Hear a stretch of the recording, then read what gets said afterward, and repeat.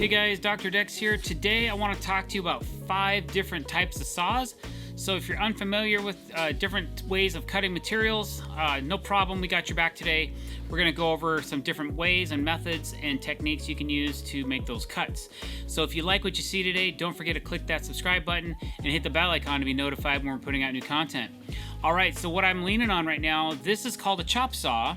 Now this is a cordless version and it's a little bit smaller than a lot of the larger saws we have on our job site, but this is called a compound slide miter saw, and this one's made by DeWalt, and it actually takes a 20-volt battery up to, it'll even use flex volt batteries. That's not really the thing, is the brand doesn't really matter. We're just talking about different types of saws for all of you that are new to carpentry or that maybe don't know the difference. That's who this video is for. I know there's a lot of experts that follow our channel as well, and thank you for watching, guys. I really appreciate it. So basically, what a chop saw does is it allows you to put material flat on a table like this, and you can cut it. And you can cut it at multiple different angles. And this saw also tilts, so you can cut compound angles as well. So for the most part, a lot of times, we're just cutting straight cuts right through the middle of the board. And this saw is very efficient for that. We have the smaller saws that we use when we're cutting lighter trim stuff and we don't want to set up a bulky saw, or maybe this is an auxiliary saw on site where we might use our big 12-inch compound slide miter saw, and then we have the 7¼ inch compound slide miter saw for the smaller tasks, or possibly you might set this saw up for cutting aluminum for a railing or something like that. So we use it as a versatile addition to maybe a more powerful saw that we have on site. Again though, this is really just about the type of saw this saw is and what it does. So basically, it chops wood. It has a little bit deeper field of cut because it's a compound sliding saw. So you can actually cut, maybe on this particular saw, maybe up to 10 inches. We do have a small version of this that by Metabo HPT that'll actually cut a 12-inch depth field of cut, which is kind of nice when you got to cut wider materials. So that's our number one saw, is a chop saw. All right, our next saw that I want to show you is called a jigsaw. A jigsaw is great for scroll work or for notching out stuff. Basically, anytime we have to notch around a corner, around a post, around some obstruction in the way, or a curve, we are often going to our jigsaw. Again, this is a cordless version, again by DeWalt. This is a great way. It's not as accurate as a chop saw is, but it allows you to do a lot of cuts that a chop saw won't. Like if you're trying to cut a pocket hole out of something, or just like a square. I'll give you an example real quick. Chop saw is not going to really let you do this.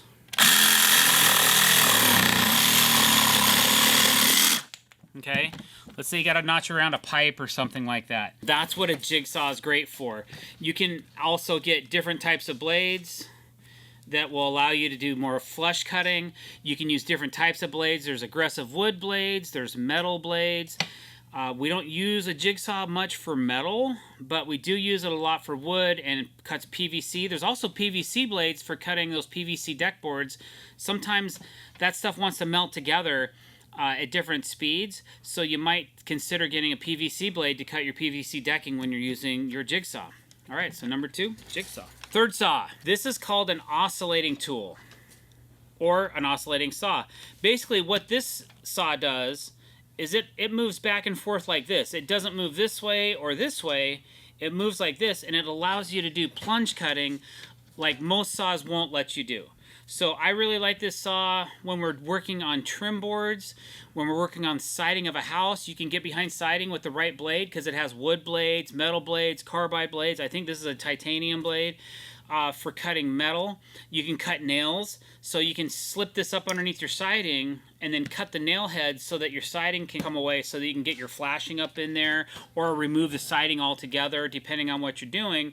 And it's also great for cutting door jambs. If the trim on your door jamb's too low and you can't get a other type of saw in there, these work really good. You can see that it just moves back and forth, but it works really well in certain circumstances, and we have a couple of these on the job site at all times because sometimes 1 or 2, maybe 3, all 3 of us are using them. They're a little loud and obnoxious, but they definitely get the work done and the job done. You go through a lot of blades. This one has a quick blade change. You just pull on the spring. You can swap your blade out, stick a new one in. You can also turn this different angles too, which can be beneficial for getting into some really funky angles and things like that. I probably have used like this angle quite a bit, straight on, and then at a 90 from the head. Sometimes works really well. I think for the price, you know, you can get a bare tool for like 99 bucks, and you can probably get the kit with a charge and all that for under 200. So it's kind of a convenient tool to have to get into those tricky spots with. So our next saw, something I just noticed, every saw I'm showing you today, they are all cordless. We're using 3 different brands of tools, but every single one of these is cordless. Our job site is becoming more and more cordless. We still need a cord and power for certain tools, air compressors, table saw. We don't use a cordless table saw. We're not even talking about a table saw today, but the reason is because I need a deeper field to cut, and I need a lot of power to rip a lot of the materials we use. But now this saw, this is a 7 1/4 inch cordless. I don't know exactly what to call this. I'm going to read off what they say on this because I've been corrected so many times by you guys.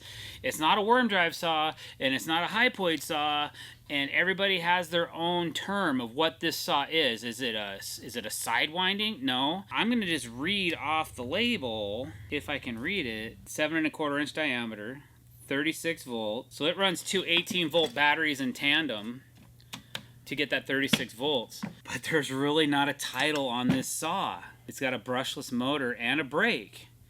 But I can't tell you what this saw is considered, okay?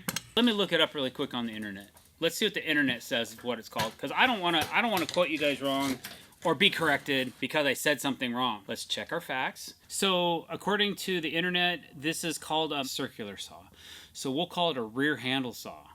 And it's usually, a lot of framers will like a right-handed saw or a left-handed saw. They don't really make this version in a left-handed. You have to use this thing called a sidewinder, which is a little bit different configuration if you want to have the blade on the left side of the saw versus the right side of the saw. But traditionally, this is what we rock. This is a great saw. This does just everyday straight cuts. You can rip with this, you can cross cut, you can cut it a 45, and that's what it does best. It comes with a rafter hook, so you can hang it on your joists or on your rafters. I know a lot of framers use these, and we use them a lot too when we're framing decks and cutting the ends of joists and different things like that, or running notches, or just actually ripping down the board. That's another saw in our list, a rear handle 7 1/4 inch circular saw. And the last, but certainly not least on our list, is the reciprocating saw. This is commonly known as a demolition saw. This type of saw will accept multiple different types of blades, different lengths. So right now I just have a couple of beater blades. One's like a 10-inch blade, one's a 12-inch blade.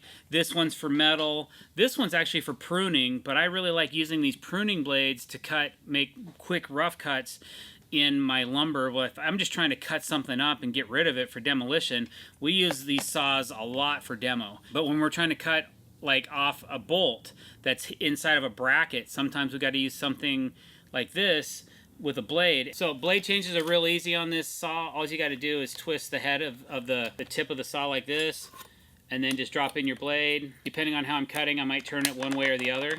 Now it's locked in, and now I can make my cut. It can be an orbital or a straight cut. Okay, so that's like in a straight mode for straight cutting. Like when you're cutting steel, you don't want to put it in orbital mode. But let's say I put on the other blade. Let's do that real quick. Okay, and now it's going to want to move around a little bit more. I'm going to try to go slow.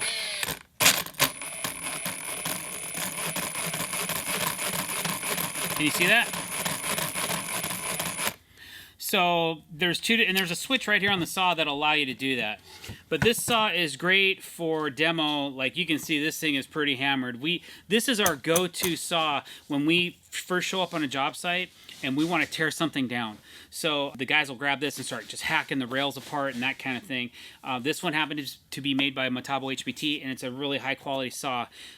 We really like it. It also has an adjustable plate. So like, let's say you're cutting metal and you wear out your blade, you can actually move this out and lock it back in, and then have a fresh part of the blade to work if you're only working like an inch and a half or less of metal. So some really great features on this saw. It runs on their multi-volt platform, so you can run it quarter to cordless. So this is a really great choice, really good selection for running if you need a reciprocating / demo saw. And the blades are fairly cheap. You know, you can get 5 blades for 15 bucks. And you know, you can get metal cutting blades, you can get wood with embedded metal, which we use a lot when we're doing demos. You can get carbide tip ones, and you can basically get just about any type of blade you need for running demolition with these type of saws. So thanks for watching today, guys. I hope that helps some of you out figure out what type of saw you may need for a particular project that you have coming up. And if you like what you saw, please don't forget to click that subscribe button. Hit that bell icon to be notified when we're putting out new content. Thanks for watching today. Have a great day.